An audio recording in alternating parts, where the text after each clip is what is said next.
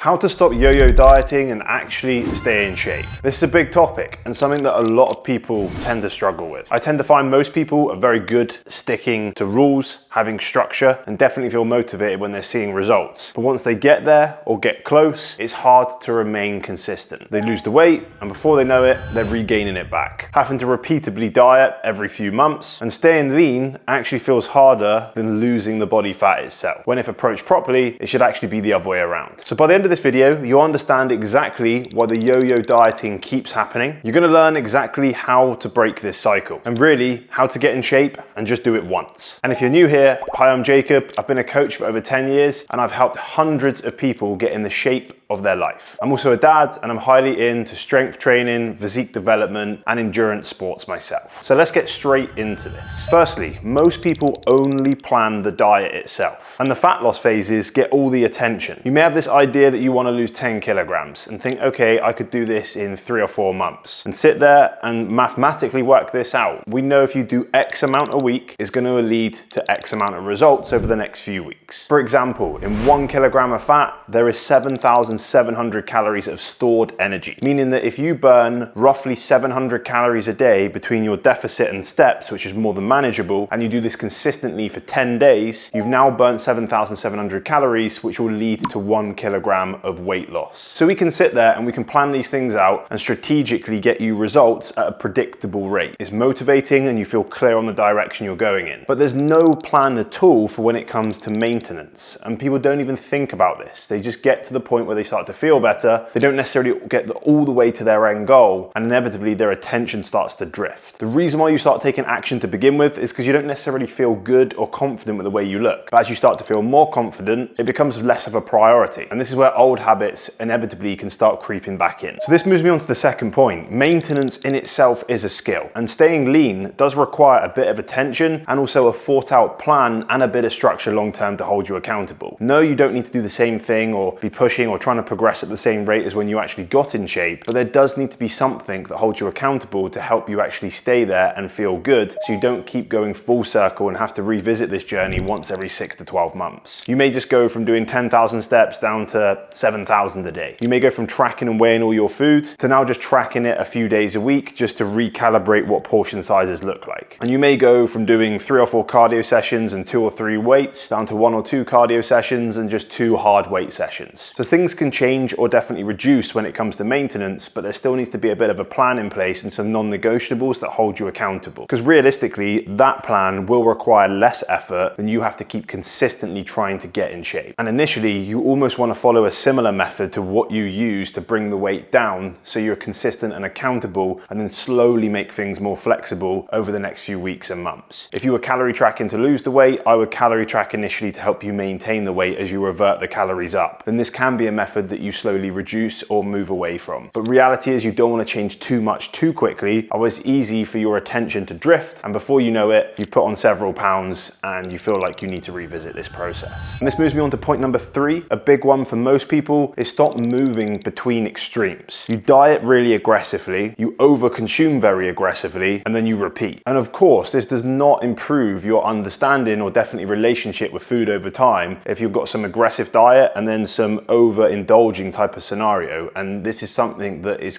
repeated quite frequently. There's nothing wrong with faster results. I've done it plenty of times with clients, as you can see here right now. Some of these results only took a matter of months, but we need to be thought out and strategic. And there definitely needs to be a maintenance plan even when you're towards the start of your fat loss journey, so you can see each part of what you'll be moving into. And number 4, my second to last point, habits need to be built that you can actually stick to year round. Both James and Matt here achieved these results in 3 months, both of them losing around 10 kilograms of body fat. And the protocol that I used to help them get in shape this fast wasn't sustainable. It didn't need to be. It was a fat loss journey in order for them to get some great results quickly. But there was already a thought out plan put in place, and we were already discussing habits and what needed to happen after they achieved their goal. So they could already see, okay, month 1, month 2, month 3, and then even 1 to 2 months after reminder their fat loss journey, what they would be doing and what they would be focusing on. On the fat loss journey, in order to achieve results like this, obviously it was quick. So there was more structure and more strict rules in place that they had to adhere to. But as they then moved into maintenance, there was more eating patterns in place that we focused on rather than strict rules. This still gave them some structure, but also a little bit of flexibility to make it more realistic. And same again, they both continued to train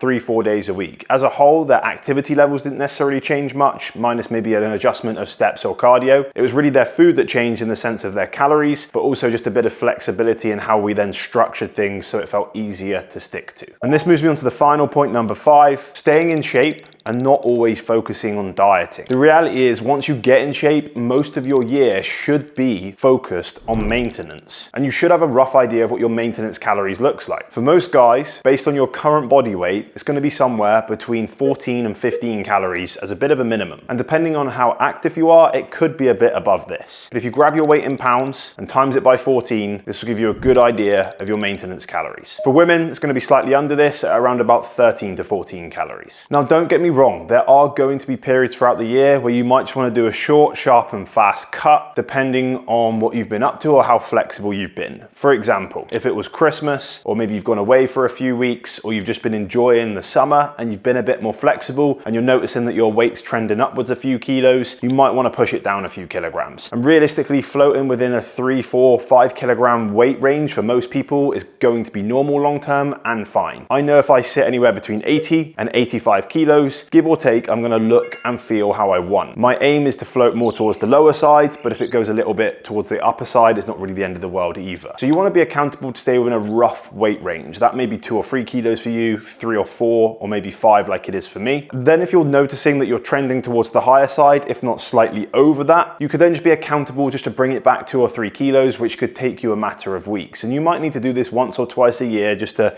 keep things regulating where you want them to be. But the reality is, we shouldn't be looking at being in a fat loss phase and trying to lose several kilos once every 6 months for at least a few months. The goal really is to have long-term periods of sustainability and the odd bit of accountability sometimes, just to regulate things back in a range that you feel comfortable with. So if you're watching this video and up until this point you can relate to a lot of what I've said, you've got in shape a few times, before you know it, bad habits have creeped back in, you've piled the weight back on, you need to keep revisiting this process. I get it. The plan you used to get in shape was obviously working, but there was no thought out plan afterwards in order to help you maintain, and probably no future-based goals or things that keep you excited. So if you want a bit more accountability and structure, and you want something put in place that actually gets you repeatable results that you can stick to long term, then tap on the link below this video and there'll be more information there about the program, and you can find out more about how I can coach you. As you can see, I've helped plenty of other people through this process. So really, just to close the video off, from the top, yo-yo dieting isn't necessarily a lack of willpower. There just needs to be a thought out plan post fat loss. And staying in shape long term is a skill in itself. And it can definitely be easier than achieving results if approached properly. But it's really just misunderstood. Most people are excited, they stick to a plan, and you'll feel very motivated when you see results. But once you get in shape, most people's attention drifts. And we need something in place that helps you with long-term maintenance. So if you want help applying this properly, as I said, check out the link below this video. Now, hopefully you've got some value from everything that I've covered inside this video today. And as you know, I put out weekly videos on this channel to help you with your goals. So if you found this helpful, like the video, subscribe to the channel, and I'll see you in the next one.